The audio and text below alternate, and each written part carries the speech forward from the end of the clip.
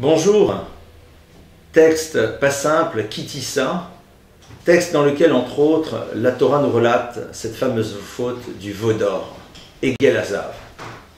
Alors, bien sûr, cette faute est incroyable, parce que le peuple d'Israël se tourne pour se prosterner devant une divinité faite d'or, une idole. Ils viennent de recevoir la Torah, extrêmement surprenant et bouleversant. Mais arrêtons-nous sur des versets et essayons de comprendre qu'est-ce qui se passait derrière. Lorsque l'on analyse cette histoire, eh bien, elle nous apparaît comme étant l'expression d'une crise d'angoisse que le peuple d'Israël a eue parce qu'il ne voit pas Moshe redescendre du Sinaï et il se demande s'il n'a pas disparu. Alors ils veulent un intermédiaire. Ce n'est pas le déni du divin, ils disent non, nous allons faire quelque chose qui jouera un petit peu le rôle et la fonction de Moïse. C'est intéressant, même si c'est interdit, mais on peut imaginer que derrière, il y a ici l'expression d'un désespoir et d'une angoisse. Seulement, le verset, à un moment, va nous dire la chose suivante. Vayashkimu mimachorat, ils se lèvent le lendemain, c'est-à-dire ils l'ont fait, ils se lèvent.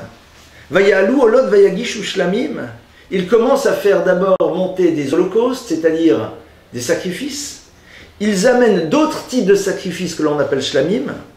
Vayeshev ha'am lechol veshato, le peuple s'installe pour manger et boire. Vayakumu letzachek, ils se lèvent pour rire. C'est un euphémisme pour traduire se livrer à l'orgie. Et nos maîtres de faire remarquer la chose suivante. Ils commencent d'abord par Ola. Ola, c'est quoi? C'est une offrande qui était totalement consumée.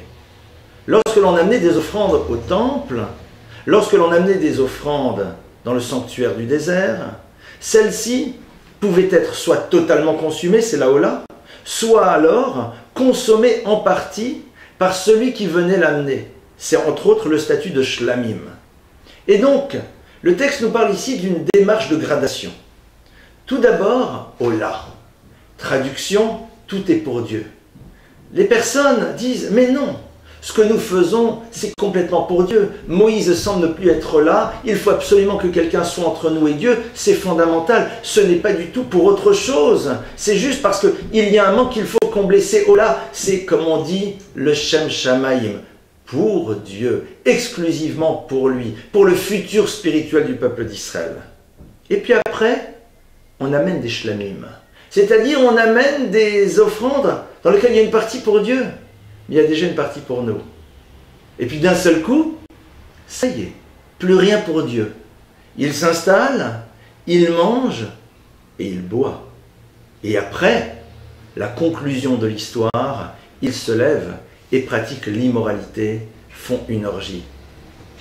Et ici, nous voyons parfaitement que la raison qui a justifié ce veau d'or était pour se donner une forme de liberté, cette capacité de s'affranchir du divin pour pouvoir faire ce que l'on veut.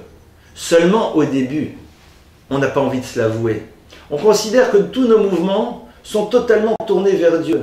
Nous permettons de faire certaines choses, nous transgressons la loi, mais attention, c'est pour Dieu, c'est totalement pour Dieu. Nous mettons de côté certains commandements parce que si on ne les met pas de côté, alors certaines personnes ne pourront pas accéder au judaïsme. Donc on décide de relativiser l'importance de certains commandements, mais ce n'est que pour Dieu. Mais au bout d'un moment, on réalise que ça nous arrange bien personnellement. Au bout d'un moment, Dieu n'est même plus véritablement présent. Et à la fin, on se rend compte que ce qui nous intéressait, c'était de nous affranchir de la loi, de nous permettre de justifier ce que nous avons envie d'être, de construire un système qui va justifier ce que nous avons envie de faire et notre mode de fonctionnement. C'est un petit peu à l'image de ces personnes qui auront toujours 100 lorsqu'elles jouent aux fléchettes. Et pour une raison très simple, elles prennent leurs fléchettes, elles tirent leurs fléchettes sur le mur, et une fois que la flèche est arrivée quelque part, ils font la cible tout autour. On reconstruit la loi fonction de nos désirs. Et donc, on ne se sentira jamais mal. Parce que l'objectif, c'était nous, nos appétits et nos envies. Voici en effet ce qui se passe dans cette faute, entre autres, du veau d'or. Alors à nous de savoir que parfois nos intentions nous semblent être extrêmement pures, Mais si nous sommes lucides, si nous acceptons de voir les choses avec clarté, on se rend compte que ce sont parfois des intérêts beaucoup plus petits, beaucoup plus mesquins qui guident nos mouvements. Seulement, nous ne nous voulons pas nous les avouer. C'est cela que la Torah vient nous apprendre. C'est vers ce genre de choses que nous devons être vigilants.